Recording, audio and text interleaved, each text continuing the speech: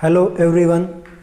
In previous lecture we had completed hydraulic system. Today we see the pneumatic system. Hydraulic and pneumatic, it is the part of industrial fluid power. So let's see the pneumatic system. Pneumatic means air or gas. Air और gas. तो pneumatic system की definition देखते हैं. Pneumatic system is defined as the system which is operate on air pressure और gas pressure. That system is called as pneumatic system. समझ में आ गई होगी कि न्यूमेटिक सिस्टम एक्चुअली होता क्या है. जो भी एयर प्रेशर पर डिपेंड करता है या गैस प्रेशर पर डिपेंड करता है उसे हम क्या कहेंगे, न्यूमेटिक सिस्टम. तो देखिए जनरल लाइफ में इसके यूज़ कहाँ कहाँ हम करते हैं वो देखेंगे अभी. तो यूज़ कहाँ है, फर्स्ट है इंडस्ट्रियल यूज़. तो इंडस्ट्री में हम न्यूमेटिक सिस्टम कहाँ यूज़ करते हैं, जो भी रिवेटिंग होगी, रिवेटिंग में न्यूमेटिक सिस्टम यूज़ होता है. पंचिंग में या ड्रिलिंग में या स्टैंपिंग में हम न्यूमेटिक सिस्टम इंडस्ट्री में यूज़ करते हैं. या फूड प्रोसेसिंग इंडस्ट्री अगर होगी तो वहाँ पर पैकिंग में हम न्यूमेटिक सिस्टम यूज़ करते हैं. तो अगला जो है देखिए, अगला एप्लीकेशन क्या है जनरल यूज़ का, वो है हेल्थ केयर. जो भी हेल्थ केयर इंस्ट्रूमेंट होते हैं मेडिकल में या हॉस्पिटल में, वहाँ भी हम क्या करते हैं, न्यूमेटिक सिस्टम यूज़ करते हैं. तो वहाँ पर देखिए ऑक्सीजन कॉन्सनट्रेटर, उसमें न्यूमेटिक सिस्टम हम यूज़ करते हैं. उसके बाद में जो भी हमारा बेड सरफेस है वहाँ पर मूवमेंट होती है बेड सरफेस की, वहाँ पर भी न्यूमेटिक सिस्टम हम यूज़ करते हैं. उसके बाद में जो ऑक्सीजन एनालाइज़र है उसमें भी हम क्या करते हैं, न्यूमेटिक सिस्टम यूज़ करते हैं. ब्लड एनालाइज़र, इसमें भी न्यूमेटिक सिस्टम हम यूज़ करते हैं. तो ये different application of health care, यहाँ पर हम न्यूमेटिक सिस्टम यूज़ करते हैं. तो उसके बाद में थर्ड एप्लीकेशन है ऑटोमोबाइल, जो कि मोस्ट इम्पोर्टेंट एप्लीकेशन है न्यूमेटिक सिस्टम का. तो देखिए ऑटोमोबाइल में हम कहाँ का यूज़ करते हैं न्यूमेटिक सिस्टम. न्यूमेटिक सिस्टम हम यूज़ करते हैं जो भी हमारे एयर ब्रेक्स होते हैं वहाँ पर हम क्या करते हैं, न्यूमेटिक सिस्टम यूज़ करते हैं. उसके बाद में अगर हमें टायर डिसमेंटल करना है, वहाँ पर जो सिस्टम यूज़ होती है वो कौन सी सिस्टम होती है, न्यूमेटिक सिस्टम. अगर और दूसरा एक एप्लीकेशन है ऑटोमोबाइल में, हम ट्यूब में एयर फिल करते हैं, वो भी न्यूमेटिक सिस्टम से ही हम एयर फिल करते हैं. ये हो गया ऑटोमोबाइल. ट्रेन में एयर ब्रेक्स होते हैं, वहाँ पर भी हम न्यूमेटिक सिस्टम क्या करते हैं, यूज़ करते हैं. ये हो गया all about the automobile application of pneumatic system. Next one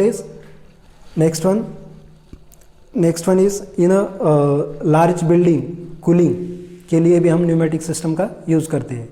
ये जनरल एप्लीकेशन थे न्यूमेटिक सिस्टम के बारे में. अब हम क्या करेंगे, वन बाय वन कंपोनेंट देखेंगे कि न्यूमेटिक सिस्टम में कौन कौन से कंपोनेंट होते हैं. जो फर्स्ट कंपोनेंट रहेगा जो कि इम्पोर्टेंट है वो है हमारा रिसीवर,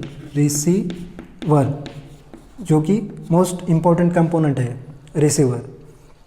सॉरी यहाँ पर जो है फर्स्ट कंपोनेंट रहेगा कंप्रेसर. जो हमारा फर्स्ट कंपोनेंट रहेगा जो कि हार्ट ऑफ न्यूमेटिक सिस्टम कहलाता है, वो कौन सा है, कंप्रेसर. जो सेकंड रहेगा हमारा मोस्ट इम्पोर्टेंट पार्ट, वो रहेगा कूलर. और थर्ड जो पार्ट है वो रहेगा हमारा रिसीवर रहेगा. उसके बाद में जो फोर्थ पार्ट आएगा वो रहेगा मॉइस्चर सेपरेटर.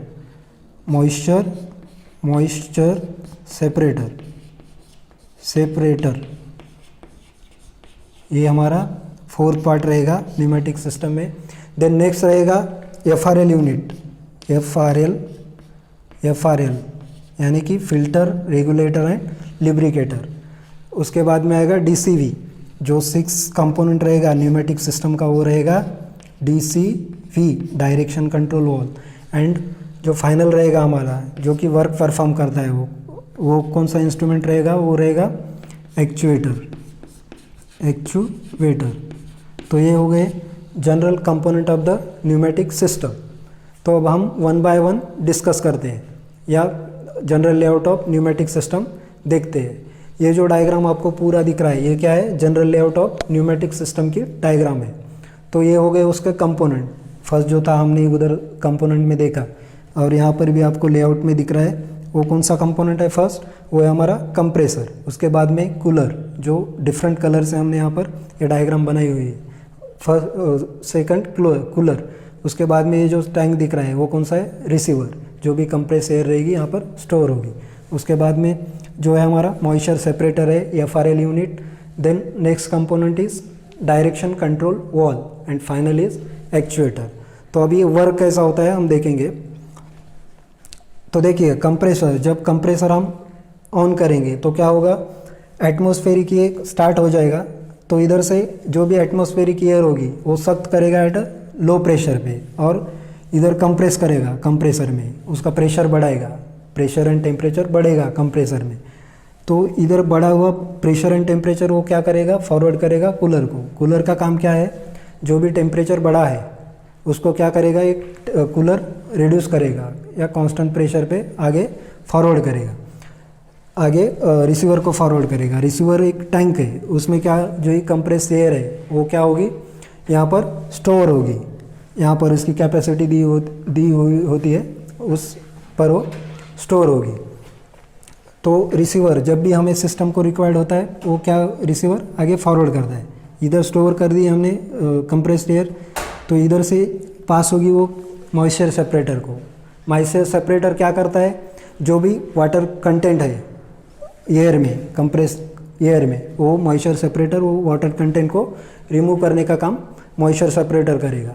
उसके बाद में पूरा जो यूनिट दिख रहा है इसको हम बोलते हैं FRL यूनिट, यानी कि फिल्टर, रेगुलेटर एंड लुब्रिकेटर। तो मॉइस्चर सेपरेटर में से ये जो है वो इस यूनिट में आएगी। फर्स्ट क्या है, फिल्टर। तो फिल्टर का काम क्या रहता है, वो फिल्टर क्या करता है कि जो भी इम्प्योरिटी है, अनवांटेड कंटामिनेंट है, उसको क्या करेगा, वो रिमूव करेगा और फ्रेश एयर आगे फॉरवर्ड करेगा रेगुलेटर को। रेगुलेटर का मेन फंक्शन क्या है कि वो क्या करता है, जितना प्रेशर हमें रिक्वायर्ड है वो उतना ही वो कंट्रोल करता है। With the help of regulator वो प्रेशर कंट्रोल करेंगे और आगे फॉरवर्ड करेंगे लुब्रिकेटर को। लुब्रिकेटर क्या करेगा, जो भी हमारी यहाँ पर से जो एयर आ रही है वो पूरी ड्राई है, तो वो क्या करेगा, कुछ ऑयल पार्टिकल्स उसमें ऐड करेगा, स्प्रे करेगा और वो आगे फॉरवर्ड करेगा डायरेक्शन कंट्रोल वाल।